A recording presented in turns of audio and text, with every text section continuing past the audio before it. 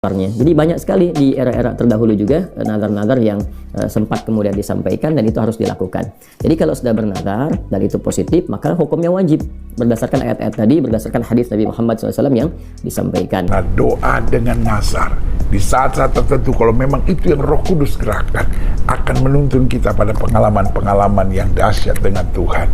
Tetapi kalau sudah bernazar di hadapan Tuhan, pastikan engkau mengerjakannya.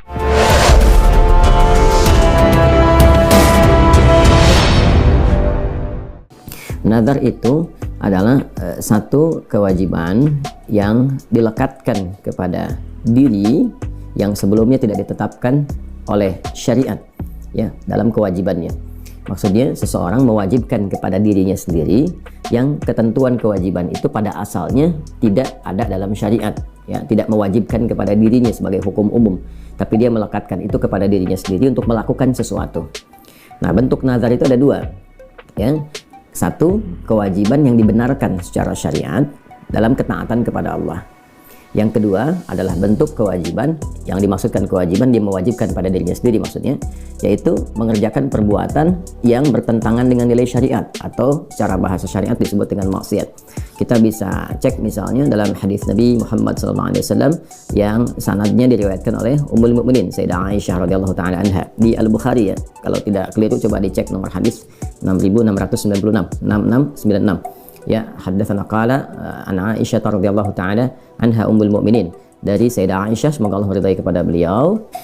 Qalat, beliau menyampaikan, qala Rasulullah sallallahu alaihi wasallam, Rasulullah sallallahu alaihi wasallam bersabda, man nadhara liyuti' Allah, kan siapa yang bernazar untuk menaati Allah Subhanahu wa taala, atau kama qala Rasulullah sallallahu alaihi wasallam, falyuti'hu, maka lakukan ketaatan itu. Jadi ada orang bernazar, misal kalau saya mendapatkan promosi jabatan ya tertentu misalnya, maka saya akan menyantuni 10 anak yatim. Ya, menyantuni anak-anak yatim ini kan bagian dari ketaatan kepada Allah Subhanahu wa taala, bagian yang dibenarkan dalam syariat Islam. Nah, hukumnya umum, ya kan? Tapi dia menjadikan itu mengikat untuk dirinya, dia mewajibkan. Saya pengen nyantuni anak yatim kalau saya dapat promosi jabatan, ya kan? Atau misalnya yang lain, dia katakan kalau saya dapat promosi jabatan, ya kan, dan punya kemampuan ini saya akan menunaikan ibadah haji misalnya, ya, atau saya akan tunaikan ibadah umrah. Nah, umrah, haji, ya hukumnya terbuka. Kapanpun ada kemampuan, ya dia bisa lakukan. Nah, kemudian dia mengikat dirinya untuk menunaikan itu. Ya, jadi kalau saya dapat promosi jabatan, saya ingin umrah misalnya kan. Nah, maka ketika nazar atau kewajiban yang dilekatkan pada dirinya itu terkait dengan ketaatan kepada Allah Subhanahu wa taala, maka hal yang semacam itu kata Nabi lakukan. Ya. Tapi kalau misalnya itu terkait dengan pelanggaran terhadap syariat, wa man nadzara liya'siyallaha fala ya'sih. Kata Nabi SAW, tapi kalau ada orang bernazar untuk dalam konteks berbuat yang melanggar syariat, dalam konteks bermaksiat pada Allah Subhanahu wa taala, maka jangan lakukan, jangan bermaksiat kepada Allah. Ya, kalau ada orang berkata kalau saya misalnya dapat promosi jabatan, maka saya akan ikut berjudi. Kalau saya promosi jabatan misalnya, maka saya akan ikut mabuk. Nah, itu hal yang tidak dibenarkan, hal yang tidak boleh dilakukan. Nah, maka dari sini kemudian muncul hukum-hukum kewajiban menepati nazar yang telah diucapkan atau yang telah dikomitmenkan bila itu terjadi. Nah, jadi nazar itu begini. Nazar adalah sebuah perjanjian dengan harapan. Jadi misalnya gini, seorang ibu, anaknya sakit, lalu dia bernazar, Tuhan, kalau anak saya disembuhkan, saya akan menyerahkan anak saya ini untuk melayani Tuhan, misalnya. Atau seorang bapak dalam kesulitan, Tuhan, saya bernazar, kalau saya keluar dari masalah ini, saya akan tinggalkan semua dosa saya akan tinggalkan segala kebiasaan buruk saya, dan saya sungguh-sungguh akan melayani Tuhan. Nah, saudara yang kasih dalam Tuhan, doa bernazar adalah doa yang bukan menyogok Tuhan, tapi doa bernazar adalah doa yang menunjukkan kesungguh-sungguhan kita kepada Tuhan. Dan doa yang bernazar, karena dalam Alkitab ada banyak bapak-bapak Alkitab kita, bapak-bapak iman kita yang bernazar kepada Tuhan, dan Tuhan mengabulkan doanya. Jadi bukan Tuhan menyogok, bukan memaksa Tuhan, tapi bernazar adalah menunjukkan bahwa kita nggak main-main dengan Tuhan, kita sungguh-sungguh. Dan Alkitab bilang doa orang benar bila dengan yakin, bila dengan sungguh-sungguh didoakan, sangat besar kuasanya. Nah, apa dasar firman Tuhannya? Saya pelajari dalam Ulangan 23 ayat 21.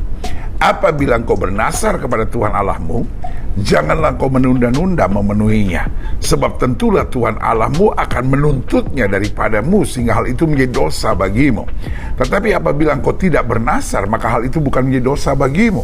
Apa yang keluar dari bibirmu haruslah kau lakukan dengan setia, sebab dengan sukarela kau nasarkan kepada Tuhan Allahmu segala yang kau katakan dengan mulutmu sendiri. Saudara yang kasih dalam Tuhan, memang ada banyak pandangan hamba-hamba Tuhan di sini. Ada yang bilang, oh kalau doa jangan bernasar. Sebagian berkata, kalau mau doa dijawab, berdoa dan bernasarlah. Sebagian berkata, ya usahakan jangan bernasar, tapi kalau kamu sudah bernasar, pastikan, usahakan kamu lakukan. Kalau kamu nggak bisa lakukan, minta ampun sama Tuhan. Nah, kalau saudara tanya sama saya, bagaimana posisi pendeta Gilbert? Saudara yang kasih dalam Tuhan, buat saya, setiap orang punya kebebasan. Apapun yang ditulis oleh Alkitab, silahkan mempraktekannya. Saya tidak bilang setiap doa bernasarlah. Saya tidak sarankan itu. Tetapi dalam masa-masa tertentu kehidupan kita yang kita betul-betul seperti sudah nggak ada jalan, betul-betul kita sedang mengharapkan mujizat, lalu sudah mau bernasar, lalu sudah seperti digerakkan Tuhan untuk bernasar, why not, saudara? Tetapi kalau sudah tidak digerakkan oleh Roh Kudus untuk bernasar, jangan sekedar bernasar sembarangan, saudara, karena sekali kita bernasar berarti kita mengikat perjanjian dengan Tuhan. Ya, di masa lalu juga sebelum era Nabi Muhammad SAW sudah ada nazar-nazar.